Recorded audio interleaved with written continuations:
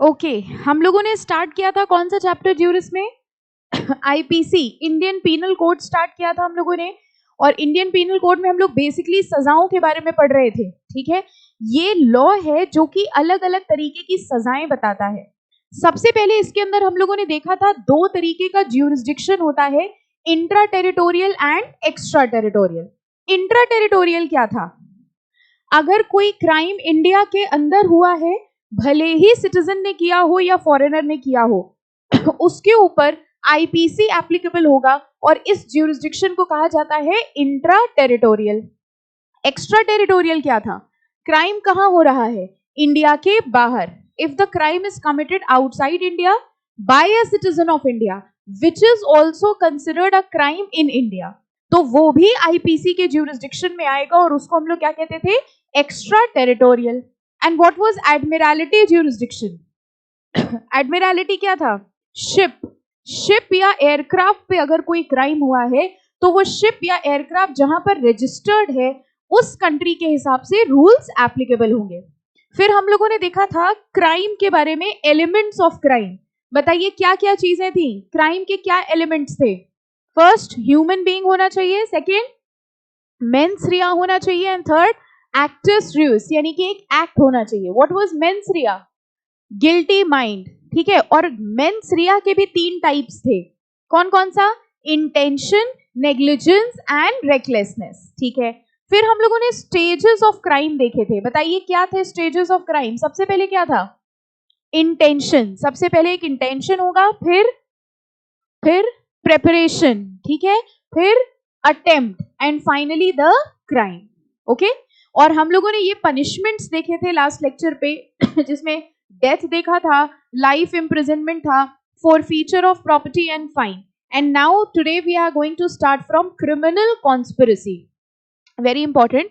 अब यहां से हम लोग आईपीसी के अंदर के ऑफेंसेस पढ़ने वाले हैं, यानी अब हम लोग सारे वो सेक्शंस पढ़ेंगे जिसमें कोई ना कोई ऑफेंस हुआ है और फिर उसकी सजा बताई गई है। तो सबसे पहले हम लोग बात करते हैं क्रिमिनल कॉन्स्पिरेसी की। कॉन्स्पिरेसी मतलब क्या हुआ? षड्यंत्र रचना, प्लानिंग करना कुछ गलत काम करने के लिए। तो जब भी कुछ लोग कुछ गलत काम करने के लिए, इलीगल काम करने के लिए अग्रीमेंट कर रहे हैं, कॉन्स्पिरेसी कर रहे हैं, वो भी पनिशेबल ऑफेंस माना जाएगा आईपीसी के अंदर। तो देखिए लिखा है, criminal conspiracy is covered under section 120A and 120B. Definition of criminal conspiracy: when two or more persons agree to do. देखिए कॉन्स्पिरेसी करने के लिए, अग्रीमेंट करने के लिए कम से कम दो लोग होने चाहिए। हम ये नहीं कह सकते कि हम अकेले अग्रीमेंट कर रहे हैं या हम अकेले कॉन्स्पिरेसी कर रहे हैं। कॉन्स्पिरेसी का मतलब ये हो गया दो तीन लोगों ने मिलके एक अग्रीमेंट किया कि हम लोग कोई इलीगल काम करेंगे।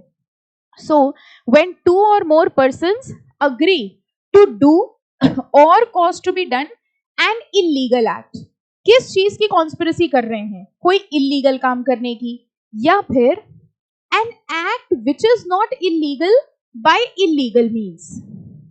कह रहे हैं हम एक ऐसा काम करने की कॉन्स्पिरेसी कर रहे हैं जो इलीगल तो नहीं है, लेकिन उस काम को करने का हमारा तरीका इलीगल है। जरा बहुत ध्यान से समझिएगा, इस पूरे चैप्टर में examples are which are very important, क्योंकि उसी से आपको कॉन्सेप्ट समझ में आएगा, ठीक है। बहुत ध्यान से कॉन्सेंट्रेट करना है सबको। मान लीजिए हम सब लोगों ने मिलकर एक अग्रीमेंट किया कि हम लोग गरीबों को कपड़े दान करेंगे, ठीक है, या चलो हम लोग गरीबों को पैसे दान करेंगे, हम लोग गरीबों में पैसे बांटेंगे। हम लोगों ने मिलकर अग्रीमेंट किया, क्या ये कॉन्स्पिरेसी है? नो, ये तो अच्छा काम है, हम डोनेशन करेंगे। लेकिन हम लोगों ने अग्रीमेंट किया कि हम लोग गरीबों को पैसे बांटेंगे और गरीबों को पैसे बांटने के लिए पहले हम लोग बैंक लूटेंगे। अब बताइए ये अग्रीमेंट वैलिड है कि नहीं है? यानी हम जो काम करना चाहते थे वो तो लीगल था, लेकिन उसको करने का तरीका इलीगल था। ऐसी चीजों के लिए भी अगर हमने कॉन्स्पिरेसी करी है तो भी वो क्रिमिनल कॉन्स्पिरेसी के अंडर माना जाएगा। तो देखिए लिखा है, व्हेन टू और मोर पर्संस, ये सब इसके फीचर्स हैं।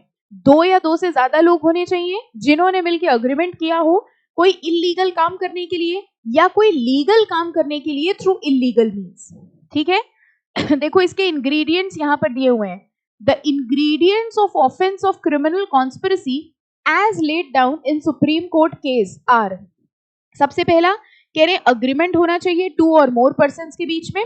Second, agreement must relate to doing or causing to be done either an illegal act or an act which is not illegal but is done by illegal means.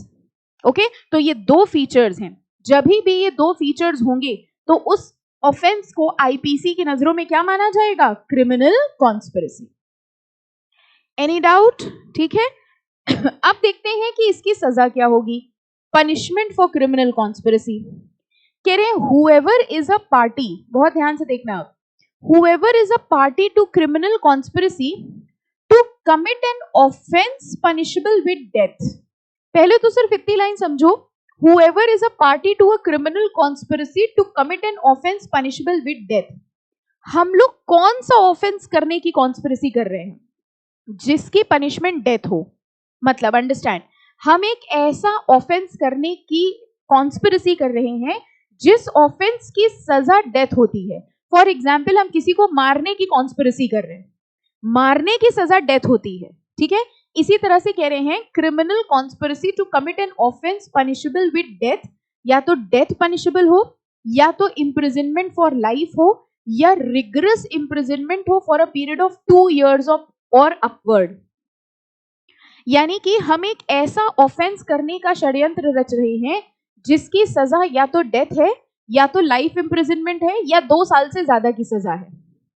हमको इस paragraph को पढ़ के बताओ ऐसी कॉन्स्पिरेसी करने की सजा कितनी होगी? पढ़ के बताइए. फर्स्ट पॉइंट ही सिर्फ पढ़ना है. कह रहे हैं कि ऐसा ऑफेंस जिसकी सजा डेथ है, या लाइफ इम्प्रिजनमेंट है, या 2 साल से ज्यादा की सजा है, ऐसा ऑफेंस करने की कॉन्स्पिरेसी अगर हम कर रहे हैं तो कॉन्स्पिरेसी करने की सजा क्या है? सेम. कह रहे हैं shall where no express provision is made in IPC be punished in the same manner as if had abetted such offense.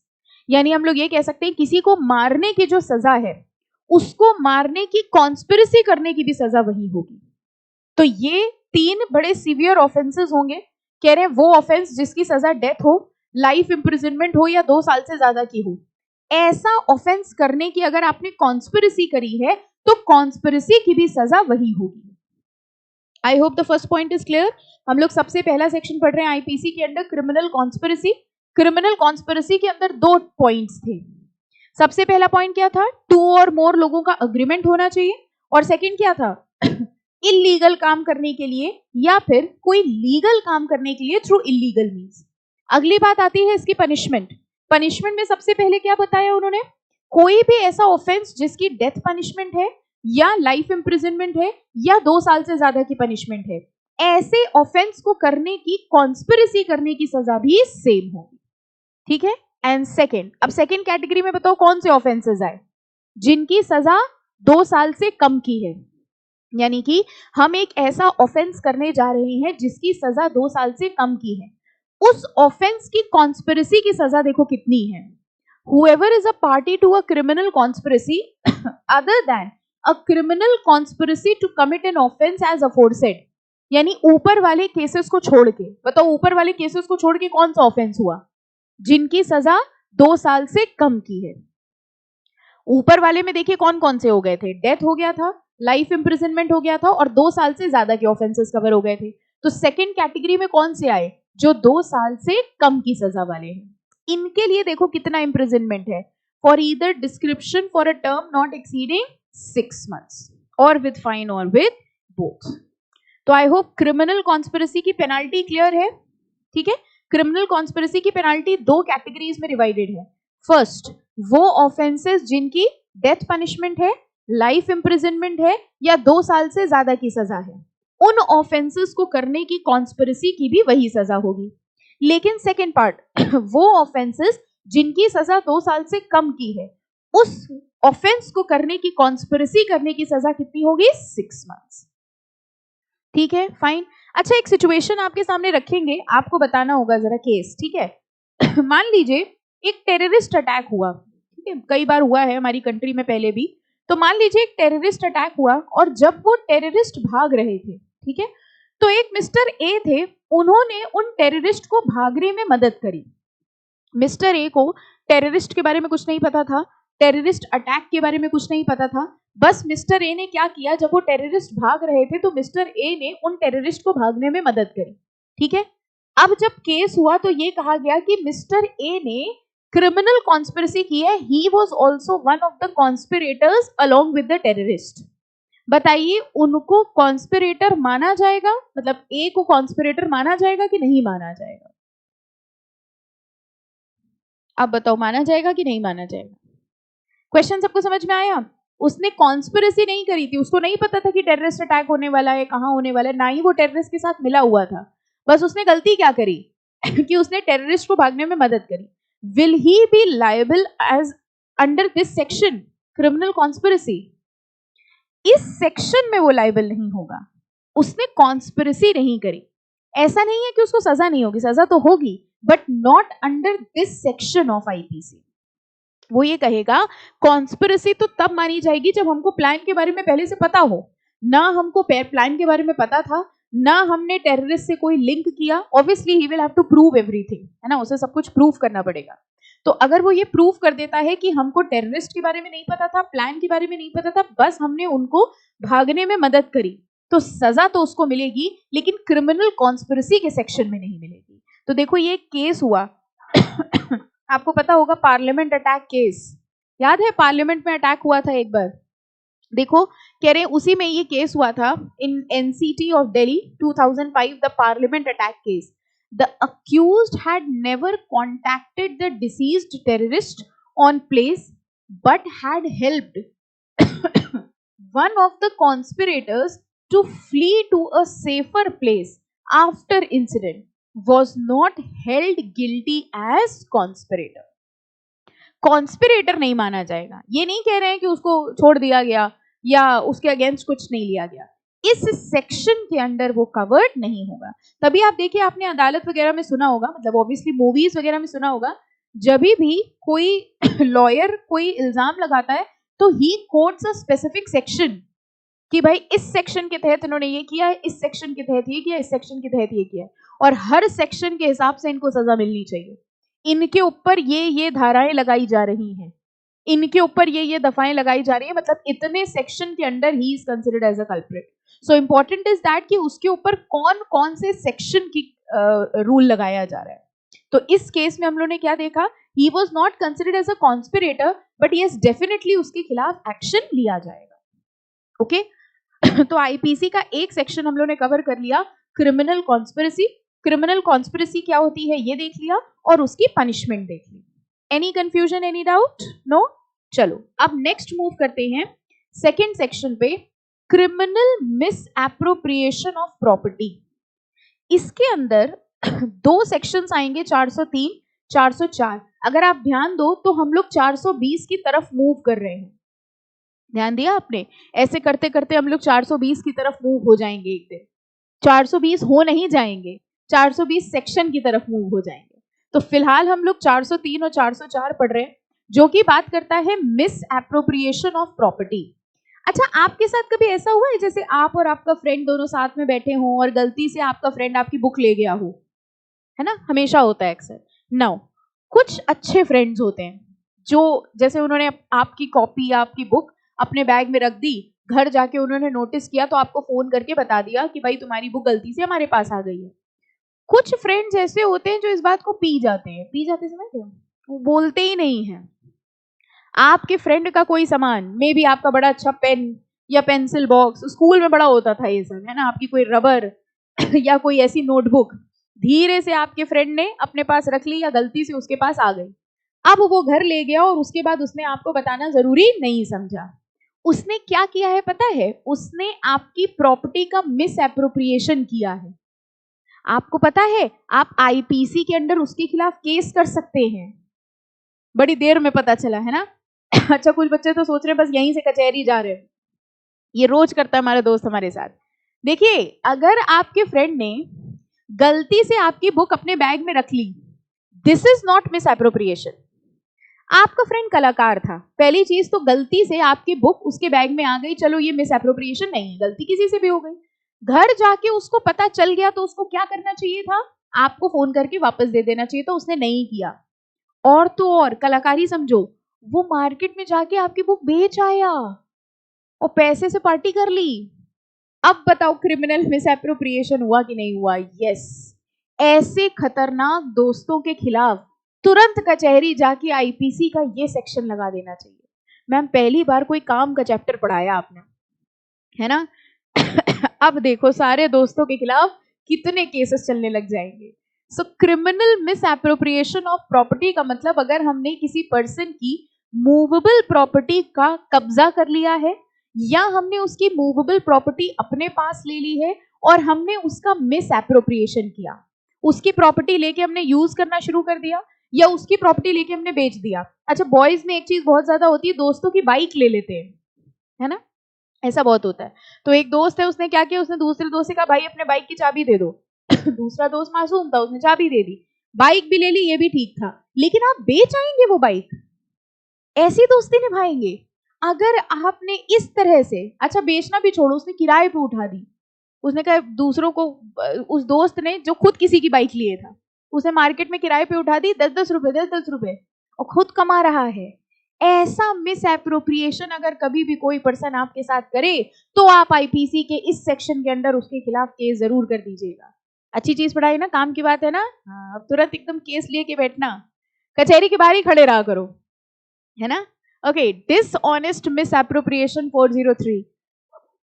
whoever dishonestly misappropriate or converts to his own use, हमने आपकी property लेके अपने use में करना शुरू कर दी, his own to his own use any movable property, आपकी कोई मूवेबल प्रॉपर्टी हमने आपसे ले ली और हमने उसको यूज करना शुरू कर दिया या हमने उसको बेच दिया, इस चीज को क्या कहा जाएगा? Miss appropriation of property. जरा पेनाल्टी देखो कितनी है, ये भी जानना बड़ा जरूरी है। Shall be punished with imprisonment of either description of a term which may extend to 2 years or with fine or with both। अब दोस्त से जेल में मिलने जाना, और अगर आप वो दोस्त हैं जो दूसरों की बुक ले आते हैं, ये भी तो हो सकता है, ठीक है? तो फिर अपनी सेल्फी सोच लो वो व्हाइट और ब्लैक वाले कपड़ों में, है ना, वैसी फोटो पोस्ट करना, मी इन जेल, है ना? कह रहे 2 साल की जेल, फाइन और दोनों चीजें लग सकती हैं आपके खिलाफ। तो कह रहे ऐसा कभी मत करिएगा। एसेंशियल्स ऑफ सेक्शन 403, कह रहे क्या क्या एसेंशियल एलिमेंट्स है? कह रहे सबसे पहले मिस एप्रोप्रिएशन। एक और एग्जांपल समझिए, आप कोचिंग तो आते ही है रोज, आपने सोचा चेयर्स बड़ी सारी है यहाँ, क्लास खत्म होती थी, रोज एक एक कुर्सी गायब होने लग गई। एक दिन हम आए, हमने देखा सिर्फ एक कुर्सी बची क्लास में। आप रोज आते थे, कुर्सी उठाते थे और लिए चले जाते थे घर। बताइए हम आपके खिलाफ कौन सा सेक्शन लगा देंगे? 403, dishonest misappropriation of property. ठीक है, फाइन। तो देखिए लिखा है there should be misappropriation, किस चीज का? मूवेबल प्रॉपर्टी का कन्वर्जन, और there should be a conversion to his own use. या तो आपने मेरी प्रॉपर्टी का मिस एप्रोप्रिएशन कर दिया या आपने मेरी प्रॉपर्टी को अपने यूज में लाना शुरू कर दिया। He shall be punished with imprisonment for a term which may extend to 2 years, या तो 2 साल की जेल होगी या तो फाइन होगा और या फिर बोथ। अब देखिए कुछ एग्जाम्पल्स लिखे, इस चैप्टर में एग्जाम्पल्स बहुत हैं, बड़ा आराम से मजे से पढ़ना, बड़े अच्छे एग्जाम्पल्स हैं। जैसे पहला देखो, A takes property belonging to Z out of Z's possession in good faith, believing at the time when he takes that the property belongs to himself। यानी ए ने क्या किया, जेड का कोई सामान अपने पास रख लिया ये सोचते हुए कि ये मेरा है। जब आप अपने दोस्त की बुक लेके जाते हैं तो एक्चुअली में यही होता है, आपको लगता है ये मेरी बुक है और आप उसको बैग में रख लेते हैं। जब उस पर्सन ने अपना सामान समझते हुए वो चीज अपने बैग में रख ली, क्या ये डिसऑनेस्ट मिस एप्रोप्रिएशन है? नहीं, अभी नहीं है। अभी उसने डिसऑनेस्ट नहीं किया क्योंकि उसको लग रहा है वो उसकी चीज है। देखो लिखा है कह रहे हैं A is not guilty of theft, अभी थेफ्ट नहीं हुई, बट कहां थेफ्ट हो जाएगी? If A after discovering his mistake dishonestly appropriates the property, he is guilty of an offense under this section। यानी अपने दोस्त की बुक बैग में रख लेना गलत नहीं है, लेकिन जैसे ही आपको पता चल जाए इमीडिएटली आपको वो बुक उसको वापस कर देनी चाहिए थी। अगर आपने ऐसा नहीं किया तो ये सेक्शन आपके ऊपर एप्लीकेबल हो जाएगा। ओके, सेकंड वाला जरा अपने आप पढ़ के देखो समझ में आया कि नहीं।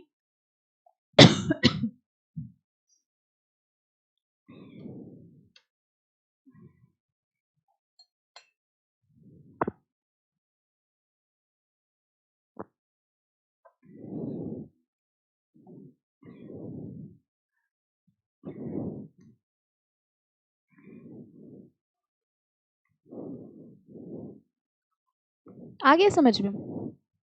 पक्का? ए किसकी लाइब्रेरी में गया? जेड की लाइब्रेरी में, और गुड फेथ पे उसने बुक उठा ली। जब उसने बुक उठाई तो क्या वो गलत था? नो। लेकिन अगर वो बुक उठा के मार्केट में बेच आता है, then it will be considered as a dishonest misappropriation of property. I hope the section is clear. ठीक है, एक और है एग्जाम्पल, अब ये रीड लिख लो, ये अपने आप पढ़ लीजिएगा। बहुत सारे एग्जाम्पल्स हैं, थोड़े थोड़े पढ़िएगा। जैसे देखो एक इधर भी है इलस्ट्रेशंस। देखो एक पॉइंट लिखा है, what are reasonable means or what is reasonable time? It is not necessary that the finder should know the owner of the property or that any particular person is the owner of it.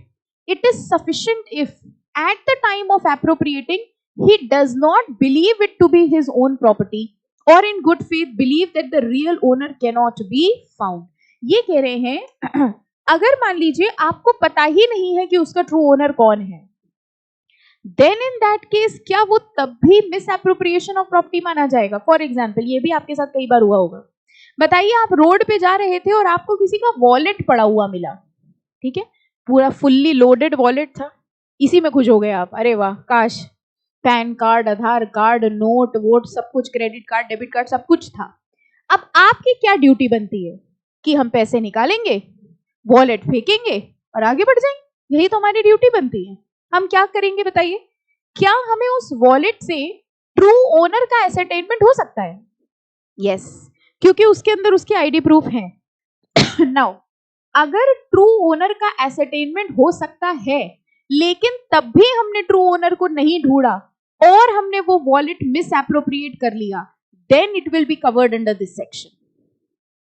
यानी कि अगर किसी भी तरीके से true owner को ढूंढा जा सकता था और हमने नहीं ढूंढा तो ये डिसऑनेस्ट मिस एप्रोप्रिएशन मान लिया जाएगा। लेकिन आपको प्रैक्टिकली एक बात बताएं, ये सब किताबी बातें हैं। पहली चीज तो जिसको वॉलेट मिलेगा वो ये क्यों बताएगा कि इसमें सारी आईडीज थी? आप प्रैक्टिकली सोचो, वो क्या करेगा? वो पैसे निकालेगा, आईडीज हटाएगा, वॉलेट फेंकेगा और चला जाएगा। या अगर कोई ऑनेस्ट बंदा होगा तो भैया उसको ठिकाने पहुंचा देगा। ये कैसे पता चलेगा कि जिसको मिला था उसमें पैन कार्ड भी था, आईडी प्रूफ भी थी, या वो एसेटेन कर सकता था कि नहीं कर सकता था? वो बंदा तो ये बोलेगा नहीं हमको पर्स और थोड़ा ना मिला, हमें तो सिर्फ पैसे मिले थे, या हमको पर्स मिला था उसके अंदर कोई आईडी नहीं थी। He will say this thing only. तो प्रैक्टिकली अगर आप सोचे तो ये सब कुछ भी पॉसिबल नहीं है। प्रैक्टिकली तो वॉलेट अगर गया फिर वो कभी नहीं मिला, दैट इज द रियलिटी।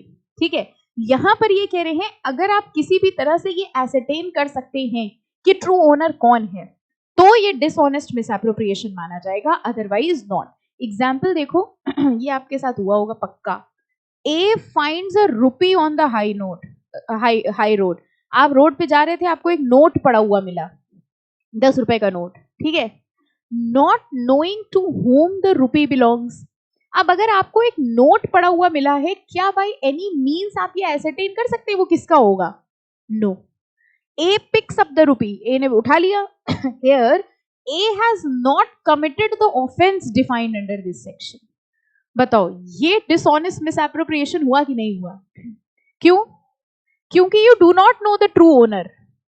जब आपको true owner के बारे में ही नहीं पता है तो dishonest misappropriation कैसे हुआ? तो क्या ऐसा करना सही है? जब भी नोट पड़ा मिले उठा लेना चाहिए? इस सेक्शन में पनिशेबल नहीं है। Are you understanding the thing? ये सेक्शन ये कहता है जब आपको पता था कि ट्रू ओनर ये है फिर भी आपने वो सामान ले लिया तो वो डिसऑनेस्ट मिसएप्रोप्रिएशन है। लेकिन आप रोड पे जा रहे हैं, आपको 10 का नोट पड़ा हुआ मिला, आपने उठा लिया, ये डिसऑनेस्ट मिसएप्रोप्रिएशन सेक्शन 403 में कवर्ड नहीं होगा क्योंकि इस केस में you do not know the true owner. अच्छा एक बात बताइए, आप रास्ते में जा रहे थे, आपको एक अंगूठी पड़ी हुई मिली, वो डायमंड की रिंग, ठीक है, अब बताइए ये डिसऑनेस्ट मिसएप्रोप्रिएशन में आएगा कि नहीं? आप कह रहे हैं कुछ नहीं आएगा, हम उठाएंगे पहन लेंगे, बस उस दिन से वो रिंग हमारी। जो भी ज्वेलरी के आइटम्स होते हैं या ऐसी कुछ होती है, आपको पता है उसमें ज्वेलर का एक मार्क होता है ऑलवेज। अगर आपने कोशिश की होती तो शायद आप उस ज्वेलर के पास गए होते और शायद आपने ट्रू ओनर को ढूंढ लिया होता। कोई नहीं करेगा ऐसा, ठीक है, बट स्टिल अगर आप ऐसा करते तो आपको ट्रू ओनर के बारे में पता चल जाता, लेकिन अगर आपने ऐसा नहीं किया तो भी वो डिसऑनेस्ट मिसएप्रोप्रिएशन माना जा सकता है। ऑन द अदर हैंड, अगर आपने प्रूव कर दिया there was no hallmark, there was nothing written on the ring, then in that case it is not misappropriation, not covered under this section. ऐसा नहीं है कि उठाओ और जेब में रख लो, ठीक है, but it will not be covered under this section. हर चीज में सीधा सा कॉन्सेप्ट क्या है, अगर ट्रू ओनर एसरटेन किया जा सकता है तभी मिसएप्रोप्रिएशन होगा। अगर आपको ट्रू ओनर के बारे में पता ही नहीं है तो वो किस बात का मिसएप्रोप्रिएशन। आप यहाँ क्लास में आए, यहाँ पर एक सबसे आगे वाली सीट पे चॉकलेट रखी थी, आप आए, आपने उठा के खा ली, बात खत्म ना। अब केस थोड़ी हो जाएगा आईपीसी के अंदर, आपने उठाई और आपने खा ली, है ना।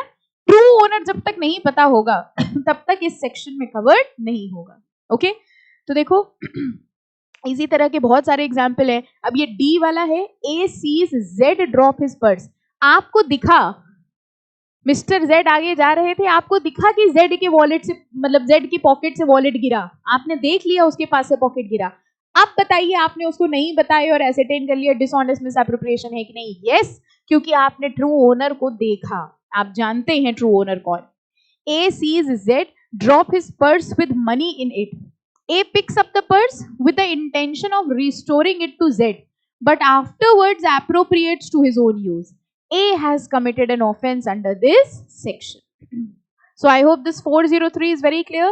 Dishonest misappropriation. अगर इसके elements की बात करें, सबसे पहली चीज dishonest motive है, हमें true owner के बारे में पता है, हम उसकी movable property उससे ले रहे हैं, या तो खुद यूज कर रहे हैं या तो हम उसको बेच रहे हैं, ठीक है।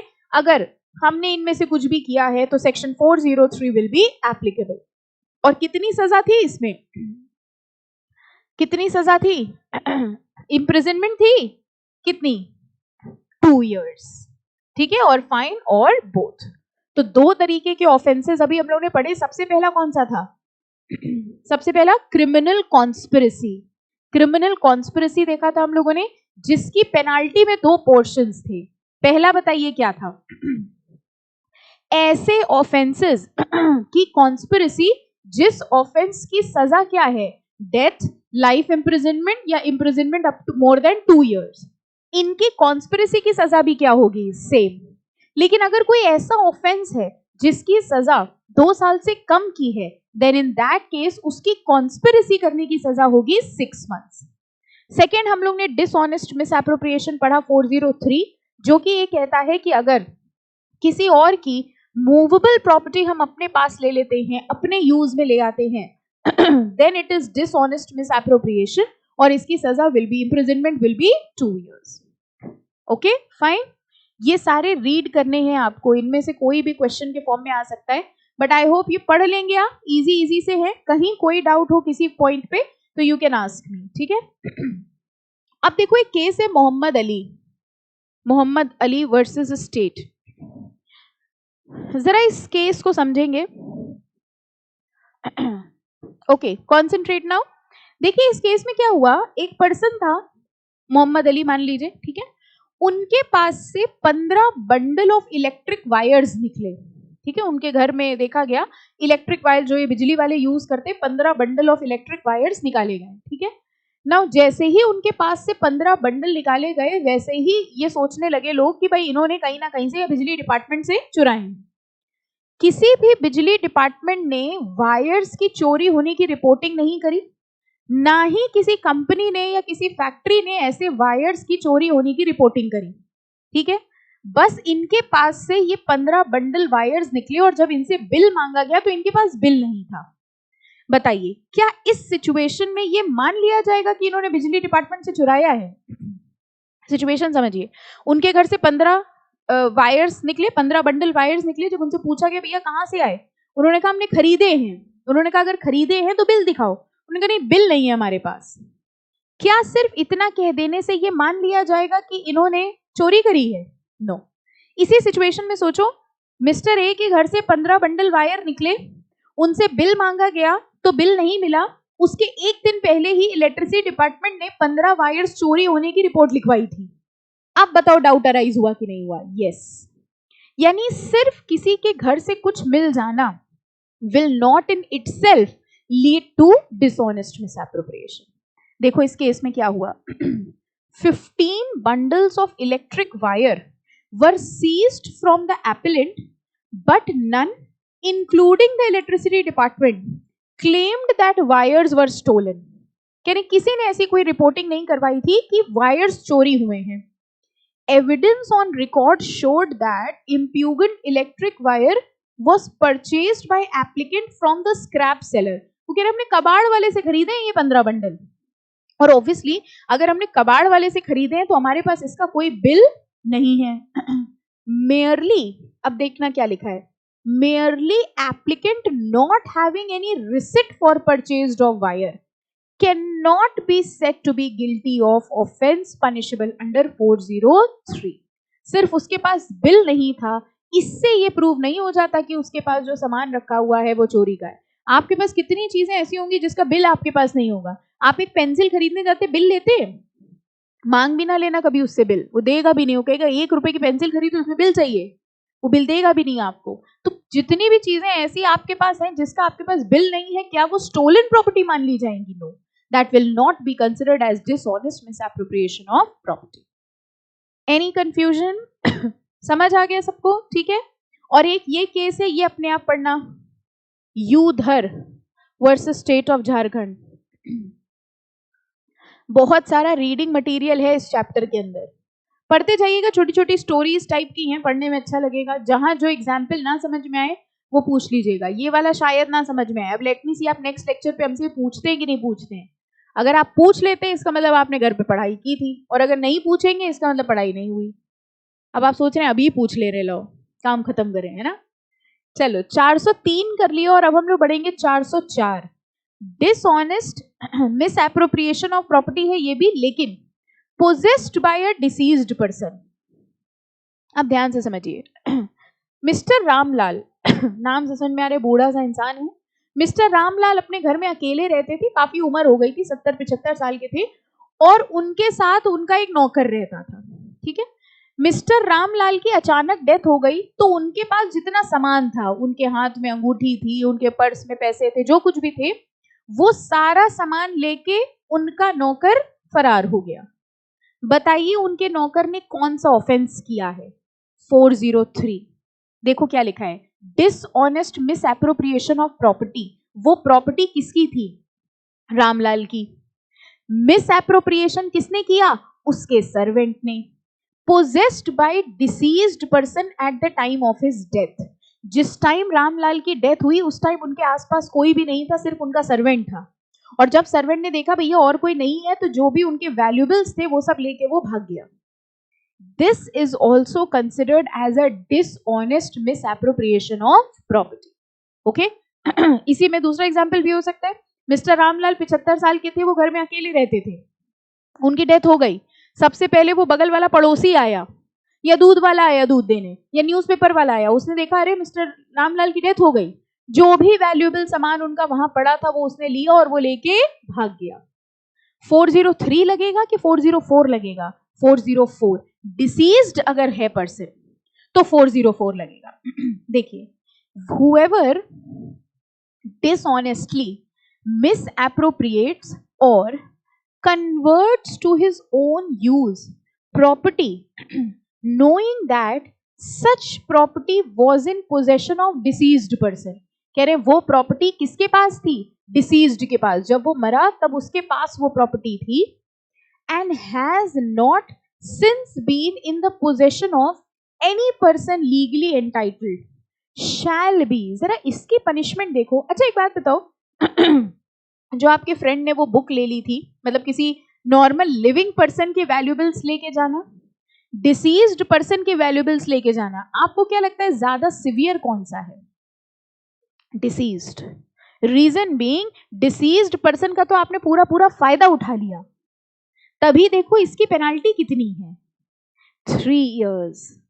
shall be punished with imprisonment for a term which may extend to 3 years.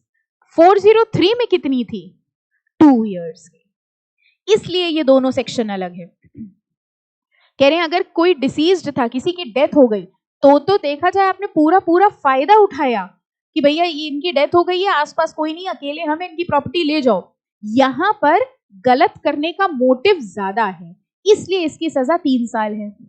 और एक बात बताइए, आपको नहीं लगता जो सर्वेंट उसके साथ था, या मान लो एक पेशेंट था, उसकी नर्स उसके साथ थी, आपको नहीं लगता नर्स ने या सर्वेंट ने अगर ये काम किया तो उनको और ज्यादा सजा मिलनी चाहिए, क्योंकि उन्हीं को तो भरोसे के साथ रखा गया था, उन्होंने ही फायदा उठाया और उन्होंने ही पैसा लेके भाग गए।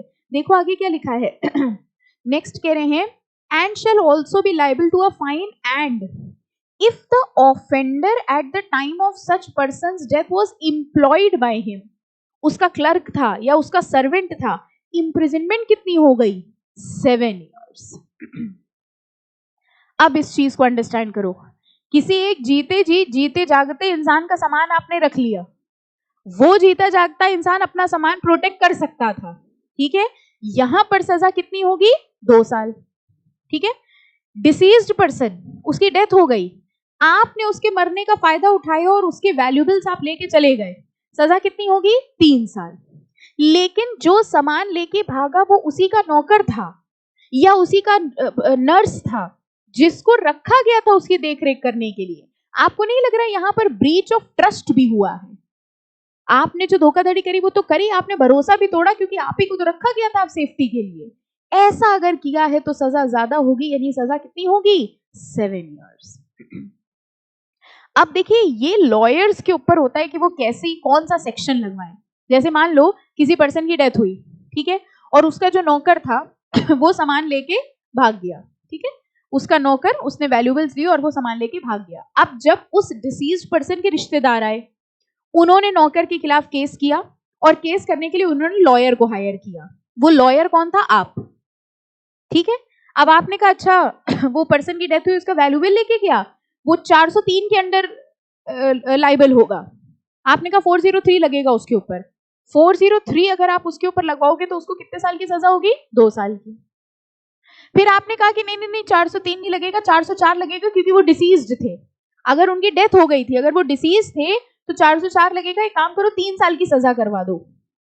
ये भी गलत किया आपने, क्योंकि टेक्निकली आपको बोलना चाहिए था 404 इज एप्लीकेबल, बट जो पर्सन वैल्यूबल्स लेके गया है वो उन्हीं का सर्वेंट था, देयरफॉर हम कोर्ट को रिक्वेस्ट करेंगे कि इनको 7 years की इंप्रिजनमेंट हो।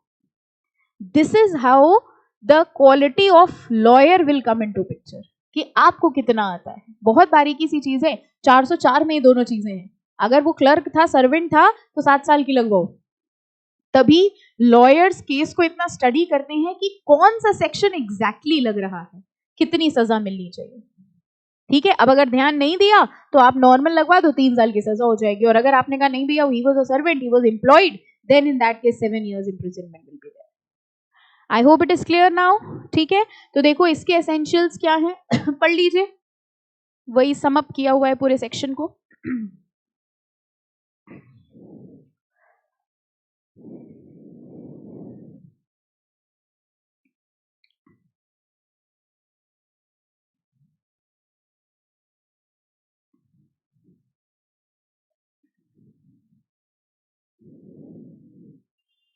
डन। तो बेसिकली हम लोग ने 3 तरीके के ऑफेंसेस पढ़ लिए आईपीसी के अंदर। सबसे पहले बताओ कौन सा पढ़ा था, क्रिमिनल कॉन्स्पिरेसी। फिर कौन सा पढ़ा, dishonest misappropriation of property 403, जिसमें सजा कितनी थी, 2 years की। फिर हम लोग ने पढ़ा dishonest misappropriation of property from a deceased person, जो कि क्या था, 404, जिसके अंदर 2 कैटेगरीज थी, नॉर्मल एंड सर्वेंट्स, ठीक है, फाइन। चलो देखो इलस्ट्रेशन एक लिखा हुआ है, समझ आई जाएगा। Z dies in possession of furniture and money, कह रहे जब जेड की डेथ हुई तो उनके पास थोड़ा पैसा पड़ा था और कुछ फर्नीचर था। His servant A before the money comes into possession of any person dishonestly misappropriates it, इससे पहले कि उनका बेटा बहू कोई सामने आ पाते और वो पैसा लेके चले जाते, नौकर ने वो सारा पैसा लिया, फर्नीचर लिया और वो लेके भाग गया। बताइए कितने साल की सजा होगी, 7 years। A has committed the offense defined under this section, okay, ठीक है। चलो अगले ऑफेंस पे मूव करेंगे, 405 से 409, जिसको हम लोग बोलते हैं breach of trust. Now criminal breach of trust मतलब धोखाधड़ी, जिसको हम कह सकते हैं भरोसा तोड़ना। अच्छा एक बात बताइए, जैसे आपने ईपीएफ सुना है, एम्प्लॉइज प्रोविडेंट फंड होता है, या सरकार आपका, जैसे हम कहीं पर एम्प्लॉयमेंट करते हैं, ठीक है, हम एम्प्लॉयमेंट करते हैं और वहां पर हमारा प्रोविडेंट फंड कटता रहता है और वो प्रोविडेंट फंड कट के फिर एक फंड में जमा होता रहता है, ठीक है। या चलो बिल्कुल सिंपल सा टेकअप कर लेते हैं, आपने एलआईसी कराई है, ठीक है, और आपने जो एलआईसी कराई है उसका प्रीमियम आप भरते हैं। तो प्रीमियम आप कैसे भरते हैं? आप प्रीमियम ऐसे भरते हैं कि भाई आप एलआईसी में जाते हैं और वहां पे काउंटर पे प्रीमियम दे देते हैं। सिमिलरली जब आप बैंक में कैश जमा करने जाते हैं तो एक्चुअली आप क्या करते हैं? आप जाते हैं और कैश काउंटर में अपना कैश छोड़ देते हैं, ठीक है। एक बात बताइए, आप बैंक गए, वहां कैश काउंटर में आपने अपना पूरा पैसा दे दिया, उसने गिन लिया, इतना करके आप निश्चिंत होके आ जाते हैं कि वहीं खड़े रहते हैं, पहले दिखाओ हमारे अकाउंट में गया कि नहीं गया? आप पैसा दे देते हैं, काउंट हो जाता है, वो मोहर लगा देता है, आप आ गए। अब मान लीजिए आपने काउंटर वाले को पैसा दिया, उसने पैसा लिया और वो सारा पैसा ले लेके अपने बैग में डालता जा रहा था, उसने किसी के अकाउंट में कोई एंट्री करी ही नहीं। बताइए यहां पर वो बैंक एम्प्लॉय लायबल होगा कि नहीं होगा? उसने भरोसा तोड़ा है। क्यों भरोसा तोड़ा है? आपने कैश काउंटर पे जो बंदा बैठा है उसको पैसे दिए हैं, या इस भरोसे से दिए कि ये बैंक का एम्प्लॉय है? बैंक का एम्प्लॉय। यानी जब कभी ऐसी रिलेशनशिप होती है where there is a relationship of trust, आप एक एम्प्लॉयमेंट में काम करते हैं, आप एक कंपनी में काम करते हैं और आपके एम्प्लॉयर ने कहा कि भाई देखो तुम्हारी सैलरी 10,000 रुपए है, इस 10,000 की सैलरी में लेट से तुम्हारा 200 रुपए का टैक्स बनता है, तो हम एक काम करते हैं, तुम्हारा 200 रुपए का टैक्स हम काट लेते हैं, हम तुम्हें बचे हुए 9,800 रुपए दे देते हैं और ये 200 रुपए हम तुम्हारी सरकार में जमा कर देंगे, ठीक है, एज सिंपल एज दैट। आपका एम्प्लॉयर करता क्या था? वो सबकी सैलरी से टैक्स काट तो लेता था लेकिन जमा नहीं करता था। बताइए उसने क्या किया? Criminal breach of trust. यानी whenever there is a relationship of trust, और इसी का हम एग्जांपल आपको दे रहे थे पीएफ का, प्रोविडेंट फंड का। जो भी लोग एम्प्लॉयमेंट में काम करते हैं आपको पता होगा कि उनको उनकी सैलरी में पीएफ कट के मिलता है। पीएफ एक फंड है, प्रोविडेंट फंड है, आपका वो पैसा कटता रहता है और एक फंड में जमा होता रहता है, फिर जब आप छोड़ के जाते हो एस्टैब्लिशमेंट तब आपको वो पूरा पैसा दे दिया जाता है। अब एम्प्लॉयर कहता है भैया आपकी 10,000 रुपए की सैलरी है, 1,000 रुपए का पीएफ कटेगा हर महीने, तो आप ये जो पीएफ कटवाते हो आप किस भरोसे से कटवा रहे हो कि ये 1,000 रुपए हमारे ही फंड में जा रहा होगा और एक ना एक दिन हमको मिलेगा? बाद में जाके आपको पता चला कि हर महीने 1,000 हमारी सैलरी से कटता तो था लेकिन हमारे फंड में नहीं जाता था। एम्प्लॉयर के खिलाफ बताइए आप कौन सा केस करोगे? क्रिमिनल कॉन्स्पिरेसी है ये? क्या ये डिसऑनेस्ट मिसएप्रोप्रिएशन है? वैसे डिसऑनेस्ट मिसएप्रोप्रिएशन हो भी सकता है क्योंकि उसने हमारा पैसा मिसएप्रोप्रिएट किया, और उसी के साथ साथ एक और सेक्शन लग जाएगा, क्या? Criminal breach of trust. ठीक है, तो देखो लिखा है criminal breach of trust 405, whoever being in any manner entrusted with property or with dominion over property dishonestly misappropriates। कह रहे हमारे पास प्रॉपर्टी थी और हमने उसका मिस एप्रोप्रिएशन किया, he will be considered as a, the crime will be considered as a criminal breach of trust। देखिए इसके कई सारे एग्जाम्पल्स भी हैं, यहां पर आ जाइए, इलस्ट्रेशंस। ये दोनों एग्जाम्पल वही है, एक्सप्लेनेशन जो हमने आपको बताया था। देखो ये एम्प्लॉइज प्रोविडेंट फंड का है और ये एम्प्लॉय स्टेट इंश्योरेंस का है। एम्प्लॉय स्टेट इंश्योरेंस में भी क्या होता है, जैसे हम आपसे प्रीमियम लेते रहते हैं, अच्छा ऐसे समझिए आपने भी प्रीमियम वो एलआईसी वगैरह ली होगी तो प्रीमियम जमा करते हैं, ठीक है। अब आप हर महीने चुपचाप अपना प्रीमियम जाके एलआईसी को दे देते हैं। जब एक दिन समय आया अमाउंट लेने का, तब एलआईसी ने कहा कि आपका कोई प्रीमियम हमारे पास है ही नहीं। आप जो प्रीमियम हर महीने हर साल एलआईसी को देते हैं, इस भरोसे से देते हैं कि जब हमको क्लेम की जरूरत होगी तब एलआईसी पूरा पैसा हमको देगी। लेकिन अगर एलआईसी वो पैसा देने से डिनाई कर देती है, then in that case LIC ने क्या किया है? Criminal breach of trust. तो देखो इलस्ट्रेशन में लिखा है, बी वाला पढ़ते हैं पहले। A is a warehouse keeper, Z going on a journey. Warehouse क्या होता है? वेयरहाउस समझ गए, गोडाउन्स, ठीक है। कह रहे ए एक गोडाउन ओनर था, जेड एक जर्नी के लिए जा रहा था और जेड ने ऐसे कहा कि भैया जब तक के लिए हम जा रहे हैं हमारा फर्नीचर आप अपने पास रख लीजिए, ठीक है। A is a warehouse keeper, Z going on a journey entrust his furniture to A under a contract that it shall be returned on payment of a stipulated sum for warehouse room. यानी वो बाहर जा रहा था, उसने कहा भैया 1 महीने के लिए हमारा ये फर्नीचर आप अपने पास रख लीजिए, जो किराया होगा आप हमको बता दीजिए। जब 1 महीने बाद ए वापस आए अपने फर्नीचर लेने, तो उनको पता चला कि वेयरहाउस ओनर ने वो सारा फर्नीचर बेच दिया। बताइए ये कौन सा ऑफेंस हुआ? Criminal breach of trust. Bank के लॉकर में सामान रखवाते हैं हम लोग, किस भरोसे से? किस पे भरोसा किया आपने? बैंक पे। आपने बैंक के लॉकर में अपना सारा सामान रखवाया, फिर जब आप वो सामान निकालने गए तो आपको पता चला, बल्कि आपने बैंक के लॉकर में अपना एक ज्वेलरी सेट रखवाया, ठीक है। 2 दिन बाद आप एक शादी में गए तो आपने देखा बैंक मैनेजर की वाइफ वैसा ही सेट पहनी थी। समझ गए क्या हुआ? फिर तीसरे दिन जब आप बैंक के लॉकर से वापस लेने गए तो बैंक के मैनेजर ने कहा वो तो गया, हो गया, आपने हमारे पास जमा किया, हमने यूज कर लिया। यहां पर बैंक मैनेजर ने अगेन क्या किया है? Criminal breach of trust. तो यही सारे देखिए इसके एग्जाम्पल्स हैं, ठीक है। ये सारे एग्जाम्पल्स, जैसे ये देखो ई वाला, a revenue officer is interested with public money, जैसे टैक्स कलेक्टर होता है। Revenue officer means tax collect कर रहा है वो। अब रेवेन्यू ऑफिसर अगर टैक्स सबसे कलेक्ट कर रहा है तो अपनी जेब में रखेगा कि सरकार को देगा? सरकार को देगा। लेकिन अगर वो ये पैसा मिस एप्रोप्रिएट कर लेता है, अपने पास रख लेता है, तो वो कौन से सेक्शन में लायबल होगा? Criminal breach of trust. ठीक है, ये इसके सारे एग्जाम्पल्स हैं। तो आपको करना क्या है, अभी तक के जितने एग्जाम्पल्स हुए ये सब घर से जरूर पढ़ के आने हैं। कोई भी एग्जाम्पल क्वेश्चन के फॉर्म में आ सकता है एग्जाम में, ठीक है। तो पूरा याद नहीं करना है, बस ये देख लेना कि क्या जजमेंट क्या हो रही, क्या हो रहा है इस केस में, ठीक है। क्रिमिनल ब्रीच ऑफ ट्रस्ट के ही बहुत सारे और हैं, अभी 405 से 409 तक के थे, ठीक है। इसी में अलग अलग कैटेगरीज हैं, अलग अलग सजाएं हैं। यहाँ पे हम आज स्टॉप करेंगे क्योंकि आपके पास रीडिंग मैटर बहुत है। क्रिमिनल ब्रीच ऑफ ट्रस्ट के एसेंशियल इंग्रेडिएंट्स ये हम नेक्स्ट लेक्चर में करेंगे, लेकिन आपको हमें प्रॉमिस करना होगा। बताओ करोगे? अब रुक गए सब, प्रॉमिस नहीं, ऐसे नहीं करेंगे, पढ़ के आएंगे अच्छा पक्का, ठीक है। एक बार ट्राई करिएगा, मजा आएगी पढ़ने में। कोई डाउट हो तो वो एग्जाम्पल आप हमसे पूछ लेंगे, ठीक है। इसके आगे will continue it in the next lecture. चलो, थैंक यू।